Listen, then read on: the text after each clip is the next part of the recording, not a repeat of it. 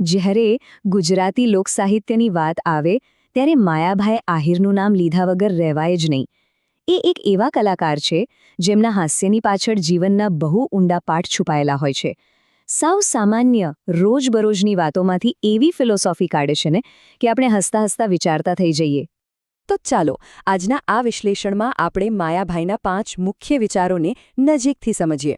શરૂઆત કરીશું ઈશ્વરરૂપી પતિની મજેદાર વાતથી. પછી ચામાં કીડીની રમૂજી પરિસ્થિતિમાં જઈશું. ત્યાંથી ખાલી અને ભરેલાની ફિલોસોફીને સમજીશું. પ્રેમથી ભરેલું જીવન કેવું હોય એ જોઈશું. અને અંતે જેવી દૃષ્ટિ તેવી સૃષ્ટિના સનાતન સત્ય સુધી પહોંચીશું. ચાલો આ સફર શરૂ કરીએ. ચાલો શરૂઆત જ એકદમ હળવી અને મજેદાર વાતથી કરીએ. અહીંયા એક એવો જોક છે જે પતિ પત્નીના સંબંધોની સામાન્ય પરિસ્થિતિને એકદમ અલગ જ નજરથી બતાવે છે. તો વાત એમ છે કે એક પત્ની પોતાના પતિ પાસે ઘરકામ કરાવે છે. કોઈ પૂછે કે આમ કેમ, તો પત્ની બહુ જ હોશિયારીથી જવાબ આપે છે કે મારો પતિ તો મારો ભગવાન છે અને ભગવાનની ફરજ છે કે એ પોતાના ભક્તનું કામ કરે. જુઓ તો ખરા, વાતને ક્યાંથી ક્યાં જોડી દીધી. એટલે કહેવાનો મતલબ એ છે કે આ ખાલી એક મજાક નથી, આ તો સંબંધોમાં સન્માન અને ભાગીદારી પર એક સુંદર ટિપ્પણી છે. બસ જોવાનો દૃષ્ટિકોણ બદલાય ને એટલે આખી વાત જ બદલાઈ જાય છે. એક જોક પરથી હવે આપણે એક આખી વાર્તા તરફ જઈએ. આ એક એવી પરિસ્થિતિ છે જેમાં આપણે પણ ક્યારેક મુકાયા હોઈ શકીએ અને એમાંથી જે હાસ્ય ઊભું થાય છે ને એ લાજવાબ છે. તું વાર્તાનો હીરો છે ભૂરો. એ પહોંચ્યો છે એના થનારા સાસરિયાના ઘરે. હવે માહોલ એકદમ ગંભીર છે, ઔપચારિક છે અને ભૂરો બિચારો ભારે દબાણમાં છે.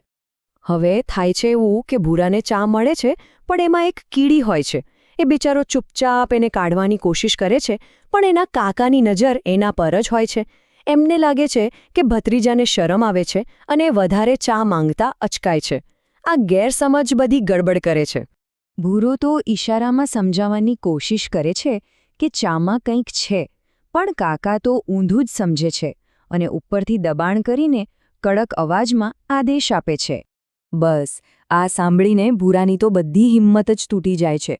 ગભરાટમાં એના મોઢામાંથી શબ્દો પણ સરખા નથી નીકળતા અને એ કંઈક આવું અર્થહીન બોલી નાખે છે. આ છે કોમેડીની ચરમસીમા. તો આ હાસ્યની પાછળ માયાભાઈ જે ગંભીર વાત કહેવા માંગે છે ને એ હવે શરૂ થાય છે.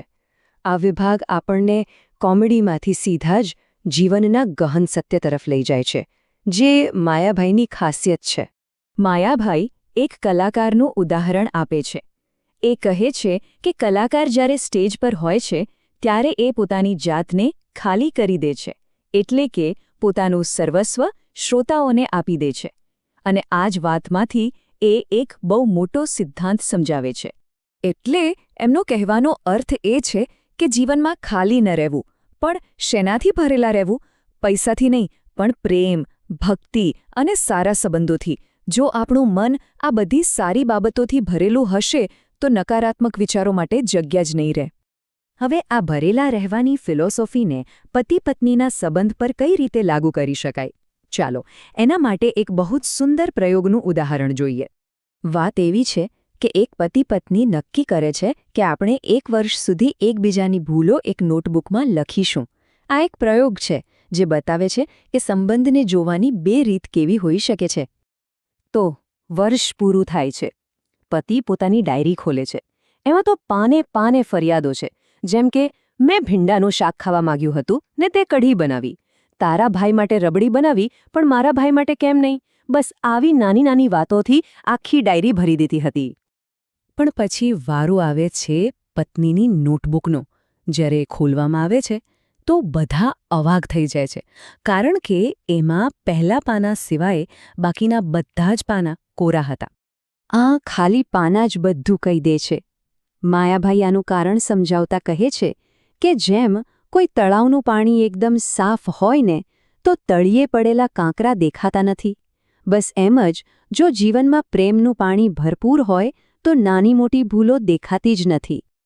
અને હવે આપણે આખી વાતના સાર પર આવીએ છીએ. એક એવો સાર્વત્રિક સિદ્ધાંત જે આ બધી વાતોને જોડી દે છે. એના માટે માયાભાઈ મહાભારતનો એક સરસ દૃષ્ટાંત આપે છે. ભગવાન કૃષ્ણ દુર્યોધન અને યુધિષ્ઠિર બંનેને એક કામ સોંપે છે. દુર્યોધનને કહે છે કે નગરમાંથી 5 સારા માણસો શોધી લાવો. અને યુધિષ્ઠિરને કહે છે કે 5 ખરાબ માણસો શોધી લાવ. બંને આખા નગરમાં ફરે છે, પણ પરિણામ શું આવે છે? દુર્યોધનને એક પણ સારો માણસ નથી મળતો અને યુધિષ્ઠિરને એક પણ ખરાબ માણસ નથી મળતો. આવું કેમ થયું? કારણ કે બોધ એ જ છે.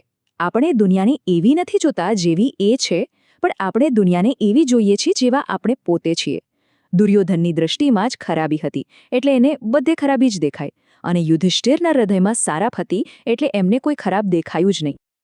તો માયાભાઈનું આ હાસ્યમાં છુપાયેલું જ્ઞાન આપણને અંતે એક બહુ મોટો સવાલ પૂછે છે. આપણે આપણા સંબંધોમાં અને જીવનમાં શું જોવાનું પસંદ કરીએ છીએ? તળિયે પડેલા કાંકરા કે પછી પ્રેમથી છલકાતું નિર્મળ પાણી? નિર્ણય આપણો છે.